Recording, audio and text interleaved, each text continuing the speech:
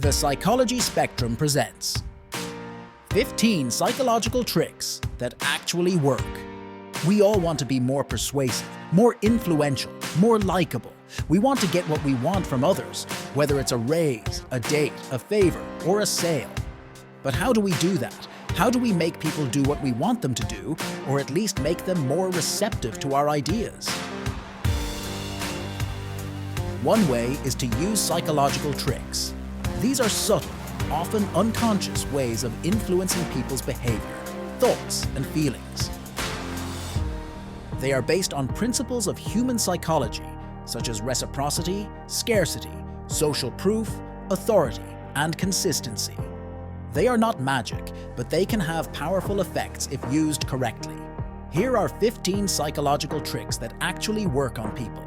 Some of them you may already know, some of them may surprise you, but all of them can help you achieve your goals in life. 1. The foot in the door technique.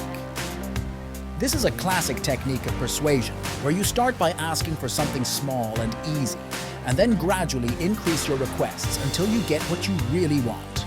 The idea is that people are more likely to agree to a larger request if they have already agreed to a smaller one, because they want to be consistent with their previous behavior and avoid cognitive dissonance.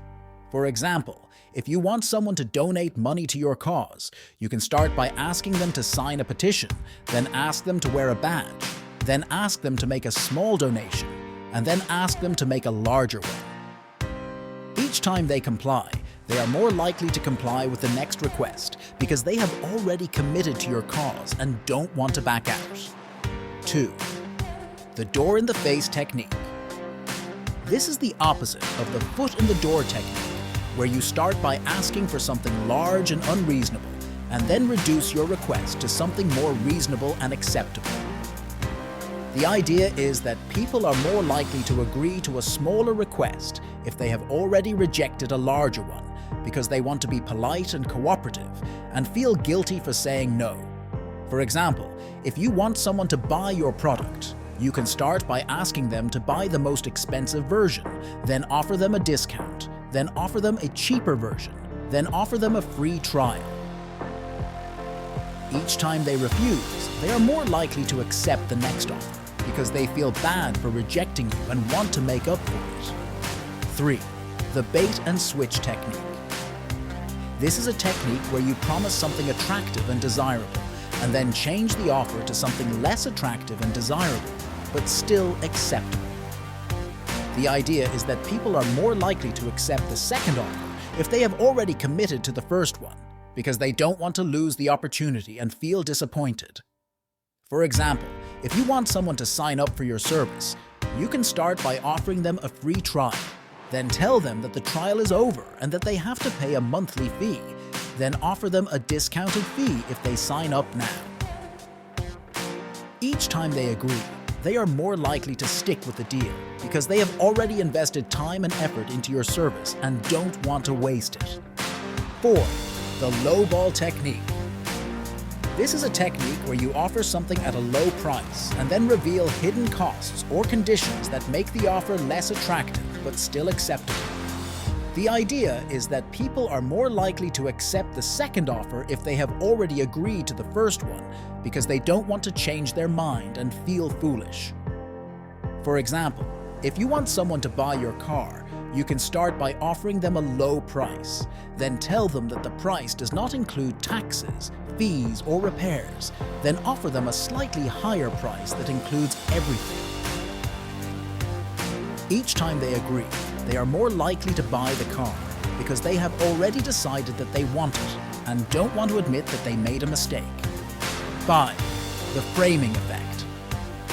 This is a technique where you present the same information in different ways to influence how people perceive it and react to it.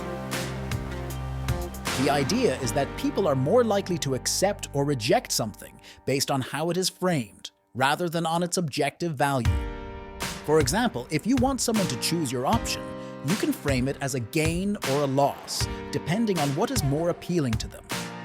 If they are risk-averse, you can frame it as a gain, such as, you will save 10% if you buy this product now. If they are risk-seeking, You can frame it as a loss, such as, "You will lose 10% if you don't buy this product now." The same offer can have different effects depending on how it is framed. 6. The anchoring effect. This is a technique where you use a reference point or an anchor to influence how people evaluate an offer or a decision. The idea is that people tend to rely on the first piece of information they receive and adjust their judgments based on that, rather than on the actual value of the offer or decision. For example, if you want someone to pay more for your product, you can start by showing them a higher price and then offer them a lower price. The lower price will seem more reasonable and attractive compared to the higher price, even if it is still higher than the market value. The higher price serves as an anchor that influences their perception of the lower price. 7. The reciprocity principle. This is a principle where you give something to someone and then ask for something in return. The idea is that people feel obliged to return the favor and are more likely to comply with your request because they don't want to be rude or ungrateful. For example, if you want someone to buy your product, you can start by giving them a free sample, a gift or a compliment, and then ask them to buy your product. They will feel more inclined to buy your product because they feel that they owe you something for your generosity. 8. The scarcity principle.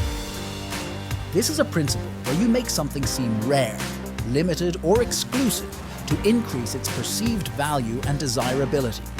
The idea is that people want what they can't have and are more likely to act quickly and impulsively to get it before it runs out or becomes unavailable.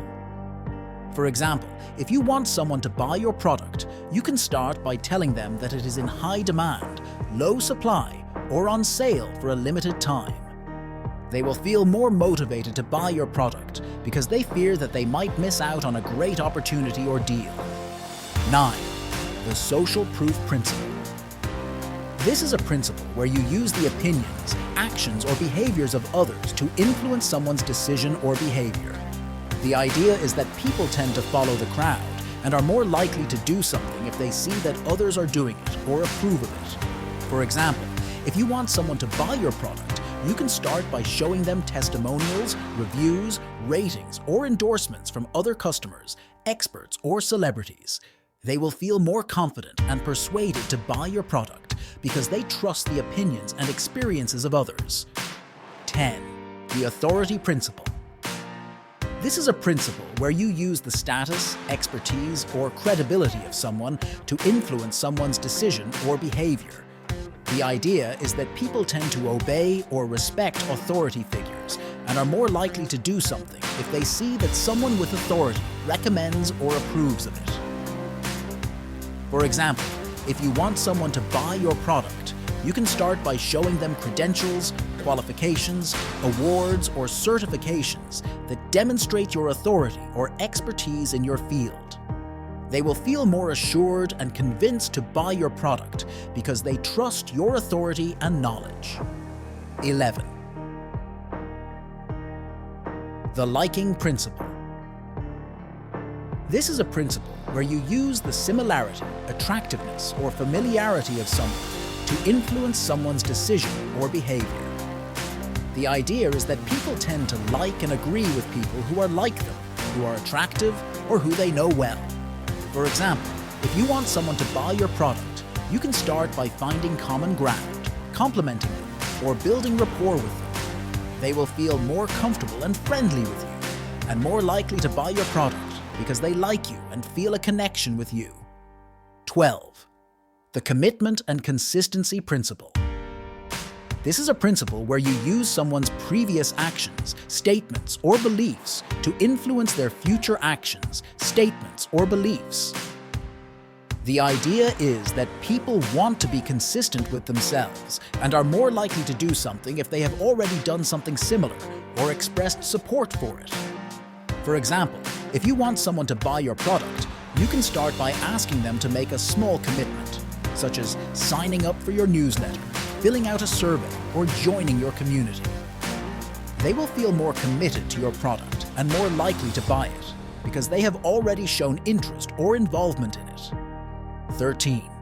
The contrast principle. This is a principle where you use the difference between two things to influence how someone perceives or evaluates them. The idea is that people tend to judge things relative to other things rather than in absolute terms, and are more likely to prefer something if it is contrasted with something worse or less desirable. For example, if you want someone to buy your product, you can start by showing them a worse or less desirable product, and then offer them a better or more desirable product. They will feel more satisfied and impressed with your product because it looks better or more desirable compared to the other product. 14. The halo effect. This is the effect where you use one positive trait or feature of someone or something to influence how someone perceives or evaluates their other traits or features. The idea is that people tend to generalize from one aspect to another and are more likely to have a favorable impression of someone or something if they have a positive association with one of their attributes. For example, if you want someone to buy your product, you can start by highlighting one of its best features, such as its quality, design, or performance. They will feel more positive and attracted to your product, and more likely to overlook or ignore its flaws or drawbacks because they have a positive impression of its main feature. 15. The sunk cost fallacy. This is a fallacy where you use someone's past investment of time, money, or effort to influence their future decisions or behavior. The idea is that people tend to stick with something they have already invested in, even if it is not beneficial or rational, because they don't want to admit that they wasted their resources or made a bad choice. For example, if you want someone to buy your product, you can start by reminding them of how much they have already spent or done on your product, such as buying accessories, attending workshops, or completing tasks.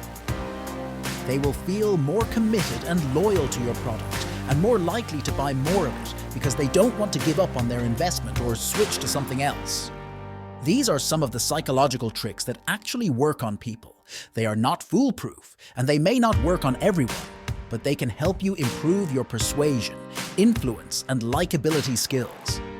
You can use them for good or evil, but be careful not to abuse them or overuse them because they can backfire or lose their effectiveness if people notice them or become suspicious of them. Use them wisely and ethically, and you will be able to achieve your goals and get what you want from others. Don't forget to like and subscribe if you find this content useful and entertaining. Until next time, this is the Psychology Spectrum.